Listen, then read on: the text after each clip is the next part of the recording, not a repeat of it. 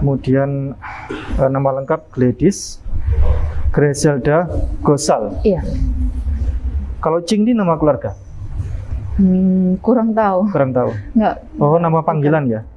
Iya mungkin. Nama panggilan Cing ya. Oke. Kelahiran Ujung Pandang tahun tanggal 6 Februari tahun 96. Pengajar Di Universitas. Oh, di jurusan Manajemen. Baik. Apa yang melatar belakangi Mbak Gladys ingin masuk Islam? Saya bertemu Ya. pacar saya sekarang. Kebetulan masih Muslim, Ya. di situ kami berbincang hubungan ini gimana, mau dibawa kemana gitu. Dan di awal saya ngomongnya itu saya nggak mungkin pindah gitu. Jadi dulu itu malah antara kamu yang pindah atau kita sama agama kita masing-masing gitu. Tapi di situ terus dia bertanya, kamu sudah belajarkah tentang agamamu sendiri? Iya. Kamu tahu nggak gitu? Terus dia malah menantang, ya kalau misalnya kamu mau saya pindah nggak apa-apa, tapi kamu harus yakinkan saya kalau itu yang benar. Di situ saya juga berpikir, oh ya, saya juga ternyata nggak tahu apa-apa tentang agama saya, cuman modal percaya aja. Di situ saya tertantang mau belajar supaya saya bisa ngiyakinin dia untuk pindah. Tapi setelah saya pelajari 1 tahun lebih, ternyata di situ saya mulai belajar juga tentang agama Islam. Apa yang ditemukan oleh Mbak Gladys selama pencarian itu? Apa yang mendasari bahwa agama Islam ternyata agama yang benar? Sebenarnya dari awal yang paling menonjol adalah saya tidak bisa menjawab konsep Tritunggal itu sendiri sih. Dia selalu bertanya sama saya, dia selalu berusaha memahami juga, dan bagaimanapun saya mencoba mencari jawabannya, saya nggak bisa nemu. Dan akhirnya di situ saya juga berpikir kalau ternyata yang diajarkan oleh Nabi Muhammad itu sepertinya benar, kalau memang Allah itu cuma satu dan tidak mungkin beranak, tidak mungkin bergantung pada entitas lain. Itu kemudian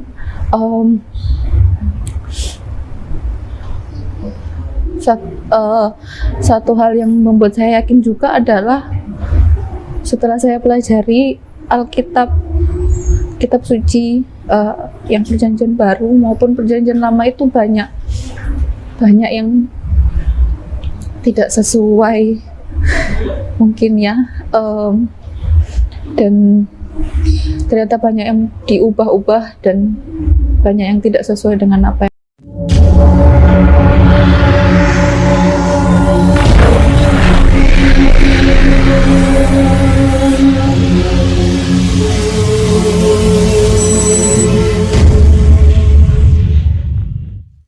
ya. Doktrin Tritunggal dalam rumusannya itu adalah 3 pribadinya, 1 hakikatnya. Ya, hakikat itu semacam unsur dasar.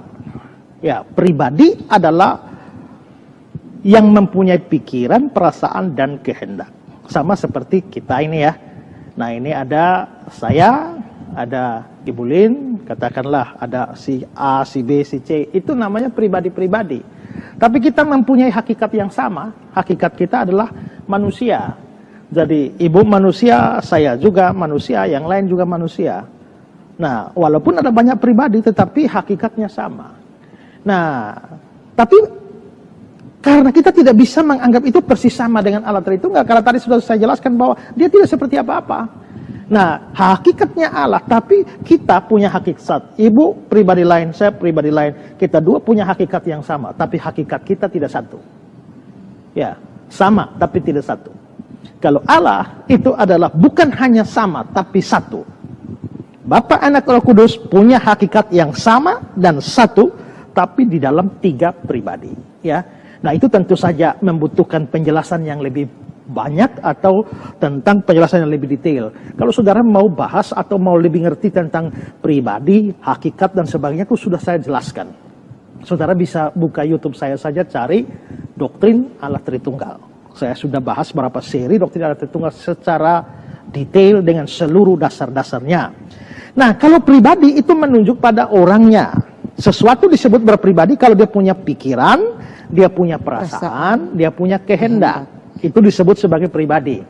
Makanya ketika orang saksi Yehova, kan saksi Yehova tidak percaya Roh Kudus itu adalah pribadi. Roh Kudus itu hanya dianggap sebagai kuasa. Makanya dalam Alkitab saksi Yehova, terjemahan dunia baru atau New World Translation, itu roh itu dianggap sebagai tenaga aktif. Maka Kejadian 1 ayat 1 itu ya, pada mulanya Allah menciptakan langit dan bumi, waktu itu bumi belum berbentuk dan kosong, dan roh Allah melayang-layang di atas permukaan air.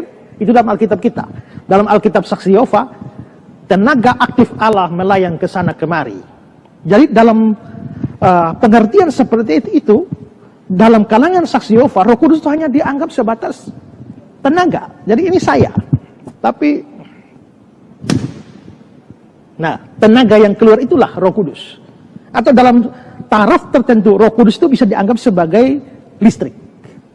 Hanya itu. Nah, tapi tidak. Kalau kita membaca kitab suci, ternyata roh juga punya pikiran, punya perasaan, punya kehendak. Misalnya, jangan kamu mendukacitakan Roh Kudus Allah. Berarti Roh Kudus bisa berduka dong. Listrik, apakah listrik bisa sedih? Ya. Setelah listrik menyengat saudara dan saudara mati, lalu listrik turut berduka cita. Kan tidak. Ya. Lalu juga dikatakan, jangan engkau telah mendustai Roh Kudus. Yang bisa didustai itu hanya pribadi. Kita tidak bisa mendustai listrik. Kita tidak bisa mendustai sebuah tenaga. Ya. Lalu roh itu memberikan karunia masing-masing kepada setiap orang masing-masing seperti yang dikehendakinya. Berarti ada kehendak roh. Nah, listrik tidak punya kehendak. Karena Roh Kudus punya pikiran, punya perasaan, punya kehendak, maka Roh Kudus adalah pribadi.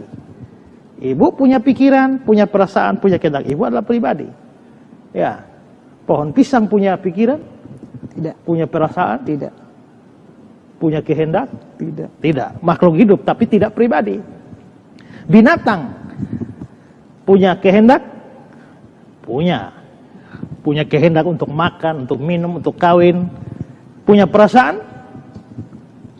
Punya. Anjing bisa sedih, ya kan? Bisa susah. Tapi apakah punya pikiran dalam arti akal budi? Tidak. Dia mempunyai otak tapi digerakkan oleh insting. Jadi berarti binatang itu tidak memenuhi kriteria sebagai pribadi. Tapi saya, saudara, ibu punya pikiran, perasaan, kehendak. Nah, demikian juga Bapa itu pribadi. Yesus itu pribadi. Roh Kudus itu pribadi. Jadi itu adalah pribadi yang berbeda. Ya.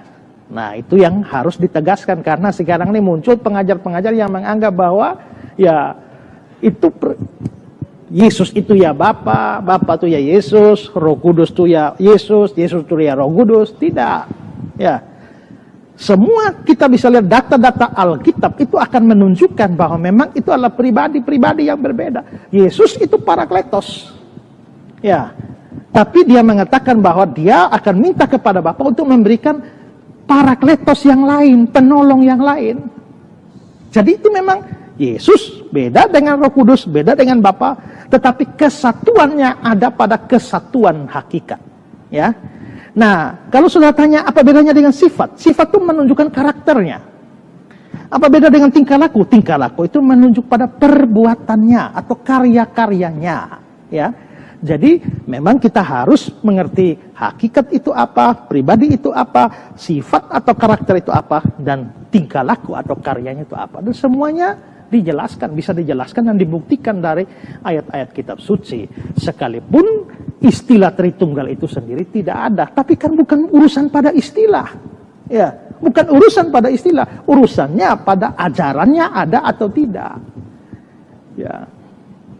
Karena itulah maka saya kira orang hanya mempersoalkan istilah lalu menganggap bahwa Tritunggal itu hoax atau sesat, ya terlalu sayang ya bahwa pemahaman hanya sekedar istilah. Kita punya banyak istilah yang tidak harus ada di Alkitab, tapi istilah-istilah itu mewakili apa yang ada di dalam Alkitab. Kita kan percaya ada sakramen.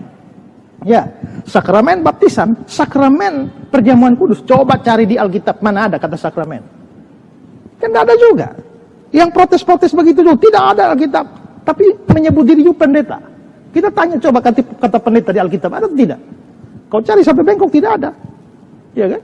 Tapi kita juga sebut diri pendeta, menyebut orang lain pendeta, tapi pendeta tidak ada. Kenapa dipakai? Ya. Jadi saya kira kalau hanya mempersoalkan istilah itu terlalu dangkal pemahamannya. Ya. Intinya adalah baru masalah kalau ajarannya tidak ada. Tapi kalau ada ajarannya ada, istilah itu hanya suatu kata yang dipakai untuk menggambarkan apa yang sesungguhnya dimaksudkan atau untuk menolong kita memahami apa yang dinyatakan di dalam Alkitab. Ya, karena itulah maka sekalipun mereka menolak tentang kebenaran Tritunggal, ini adalah kepercayaan orang Kristen yang sudah 2000-an tahun dan sudah teruji oleh zaman. Ya, bukan baru mereka saya, terlalu banyak orang yang sudah menyerang ajaran tentang doktrin Tritunggal, tapi gereja tetap hidup dan tetap memuji Allah Tritunggal. Hormat bagi Allah Bapa, hormat bagi anaknya, hormat bagi Roh Penghibur, ketiganya yang esa. Allah itu esa memang, tapi esa apa? Ya, esa pribadi. Kau tahu dari mana esa pribadi? Kenapa tidak bisa esa hakikat? Oh, tidak ada di Alkitab. Ya sudah, esa pribadi coba kasih tahu di mana di Alkitab ada bilang esa pribadi. Tidak ada juga kan? Jadi kita menggunakan istilah-istilah untuk memudahkan kita memahami konsep-konsep yang digali juga dari Alkitab.